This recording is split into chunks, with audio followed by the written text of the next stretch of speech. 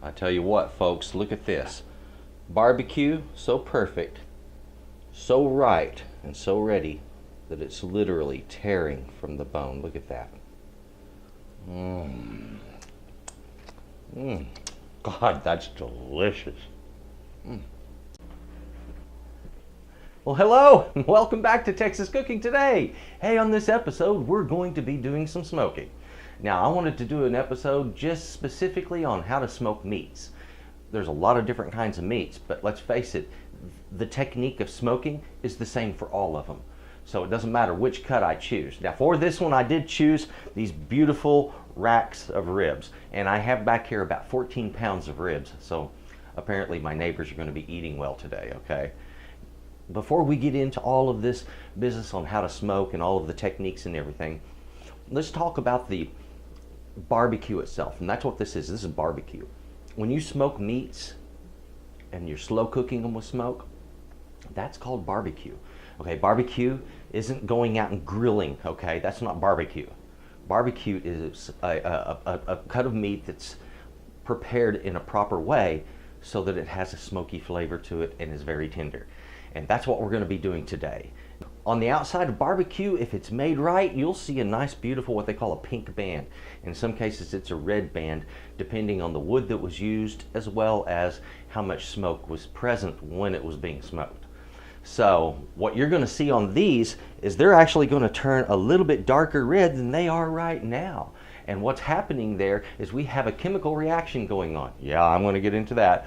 Chemical reaction, that's called a reaction between the nitrates that are released from the wood, from actually it's the tannins burning off, and those acids burning off create these nitrates, and the nitrates react with a type of protein that is in the meat itself, and that protein is called myoglobin, similar to hemoglobin but not quite the same. Now, myoglobin is what causes the red color in meat. And if you put a nitrate with that, then it reacts with it, and it doesn't decay out or turn brown as the heat affects the meat. Okay, so what we have is we have something that's preserving color in the meat at the same time that we're cooking it.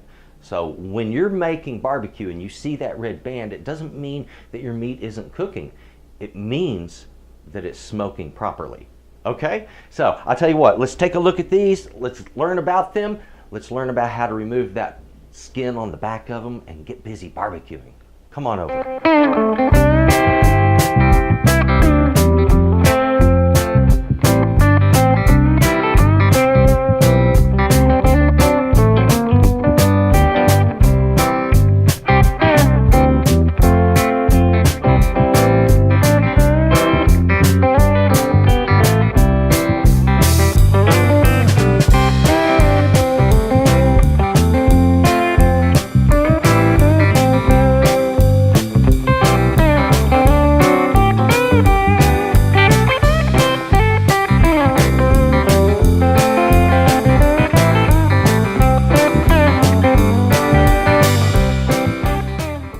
Before we get started up in the kitchen, let's get something nice to drink and relax with. If it's tea, coffee, soda, or some beverage such as wine or whiskey sour or whatever suits your fancy, just go with it and kick back. Okay, this is a time for relaxing. Hang on.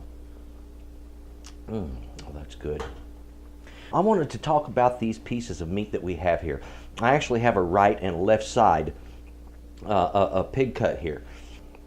I wanted to describe the ribs in relationship to the animal so you kind of understand what's going on, because down here you see this huge mass of meat, but over here it looks like rib. And what I wanted to discuss about this is that this right here, this little triangular shaped muscle, this is actually the equivalent to your pectoral muscle, okay? It's right inside of his front leg. This would be his front right leg here. If you put your right hand on your pectoral muscle, that's what you'd be touching, is that right there. You hear of baby back ribs? Well, what they do is they take a rack of ribs, the whole cage on one side, and about 4 inches down from the spine would be up here, they make a cut right down this way. So that's actually a saw cut right there. And what came off the top of it is the back rib, and they sell that at a higher price per pound than they sell this, which is the spare rib. If you cut this up, you know, slice it a little down here to remove this meat and take this off over here so it's just a straight rack of ribs, they call that a St. Louis cut. Okay, and that's a neat way to prep your ribs, but I just wanted a whole side on this. In fact, basically, I got a whole pig worth of spare ribs. Had I bought 2 baby backs, it would have been a full pig's worth of ribs, okay? So as you can see, one animal creates a lot of ribs. This is 14 pounds worth of meat right here, guys, which is not much for my smoker, but hey, it's a lot for a single person to eat. So my neighbors are gonna be happy. But anyway, let's get on with prepping these to be smoked. Let me show you how to remove the connective tissue and get it ready to absorb smoke into that meat. We want to remove anything that'll get in the way of those nitrates reacting with the meat and the smoke penetrating the meat and giving it flavor. Now, in order to prepare our ribs, what we need to do is to remove the silver skin. And the silver skin is what that is just actually connective tissue is all it is. It's tissue that kind of gets in the way. It's kind of nasty and it's gristly and it's texture. It's not cool. Okay, so we need to get it out of there. To remove a silver skin, we're going to go to the back side of the ribs here, and what we need is to have that cut portion where they ran the saw down to cut off the back ribs. We need to expose this. Now, what this is down here, under here, this white layer here and here, this is what they call a silver skin. It's just connective tissue, like I said before. What I'm going to do is use this right here, a paper towel, and I'm going to pull up the corner. If the corner is still attached, take a knife, run it up under that silver skin, and raise it up so that you'll have something to grab a hold of. These things are typically very slick and they're hard to grab with your hands or anything else. So I recommend this. Use a paper towel, grab the skin with the paper towel, it gets grip. There you go. See how it's pulling back? There we have it. We've removed that silver skin from these ribs, exposing the fat underneath. That fat, these little layers of fat, I'm keeping that. That's flavor right there, baby. Flavor all the way through. So we don't want to get rid of that. We're just removing, remember, this nasty connective tissue. Okay, these are ready to go on the grill. I just need to get them out there, get those cooking. Okay guys, we're out here with my smoker. Now when you're setting up an offset smoker to smoke, you're going to be putting your fire down here in the firebox, okay, not under the meat, okay? When you're using charcoal, do not use lighter fluid, do not use match-light charcoal. That is awful, guys. I mean, it's nasty, okay? The charcoal that you want to use is just use a charcoal chimney starter, and use a charcoal that doesn't have any kind of lighter in it, because if you use that stuff, your meat is going to taste like kerosene. On your starting chimney, you just put some newspaper in the bottom, and that's what I've done here. I've just packed it over with newspaper, and I'm just going to light the edges on this. From there, it will do its own thing.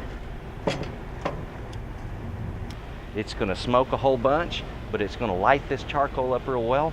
And when the charcoal starts getting ashed over on top, that's when we're going to put it down in our smoker pit. Something else I did want to mention, in the bottom of your smoker, put a pan down in there, something that'll hold about a quart or more of water. The idea there is you want something that's going to release moisture into the air while you're smoking, keeping your meat moister and producing a better quality barbecue. Now guys, when we're going to be making barbecue and we want a really smoky condition, charcoal works okay for some smoke, but you're needing some real fresh wood for that. Not necessarily green, but just uncharred wood. And so what I have here is these wood chunks that you can find pretty much anywhere that they sell charcoal now. These things are great. Get hickory, you can get mesquite. This is mesquite. I love mesquite, and I think it makes a fabulous tasting barbecue. So I like using it. And I'm going to take this and I'm going to put it under hot water. So I'm just going to fill this up with hot tap water, and we're going to let it soak in. When you put this around the sides, what it does is it slowly sits there and smolders, and it doesn't light up very easy. So instead of it flaming up and just burning off, you get this longer, slow, smoldering effect from the wood. This moisture really aids in that, okay? And it really aids in producing a far, far better quality and far better flavor of barbecue. As you can see, we have white on top of the charcoal there. So I'm going to take that guy and I'm going to pour it right down into our firebox, right down over here. Ouch. If I want, I can add some extra charcoal on top of that in a little bit. That's exactly what I'm going to do. Water in our lower broiler pan, as you can see there. It's a little murky from some of the ash, and that won't hurt it. Brought out our wood that has been soaking in water. We've got a couple of sets of tongs. Our meat's ready to go here. I've just finished adding a little bit more charcoal to my fire there. You'll see it looks dark on top. I'm going to take some of that soaked wood, and as I mentioned before, we're placing it around the edge. We're not putting it right in the middle. This way, it can sit there and just slowly smolder. Now I'm leaving this open, closing this down. Next thing I need to do is just get my meat on the grate so they can smoke. Now it's just a matter of time. And we're going to want to be keeping this right around the 200-degree mark.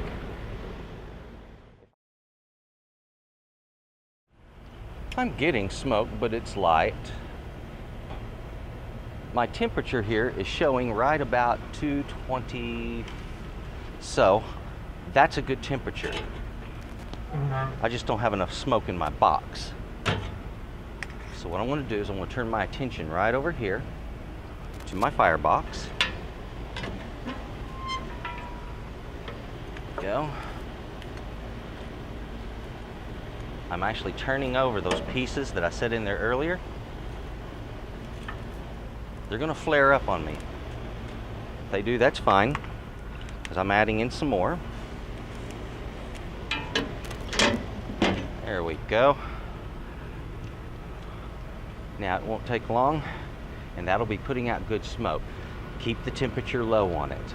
If it's getting too high, all you have to do is close off the fresh air damper right here on the end. Just close this door a little bit, and or close the valve that's letting in air on the counter. So on that, that's all you have to worry about. I just pulled that in a little bit so it'll get closer to 200 degrees while putting out a good strong amount of smoke. Now we're smoking.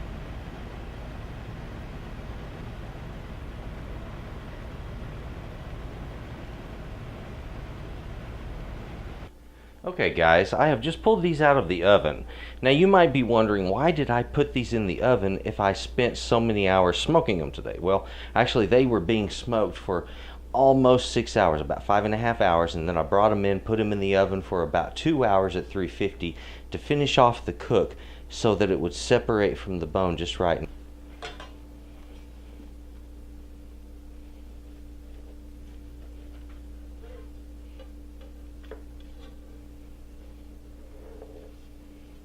at that.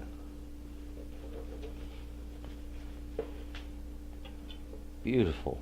And look at this meat. Look how it comes off of the bone here. Watch this. See that, how it comes clean off of it?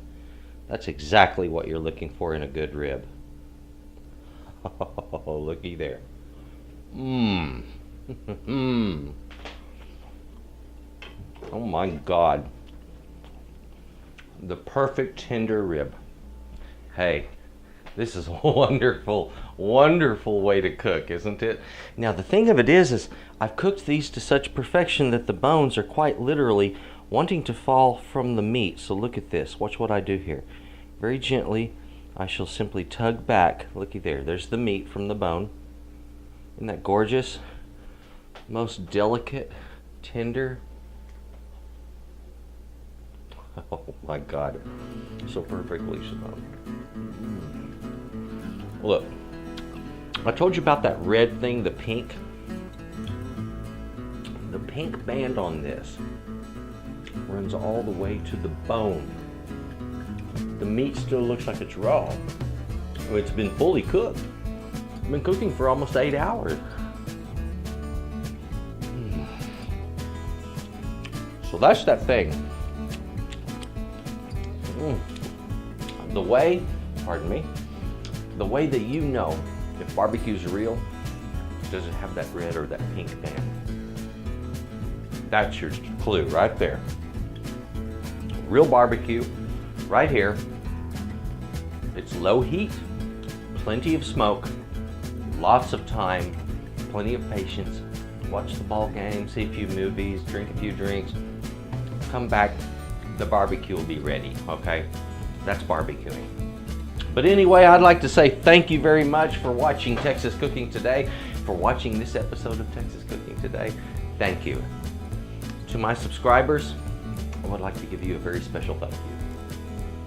I appreciate it very much. And you folks, well, you have a good day. Goodbye.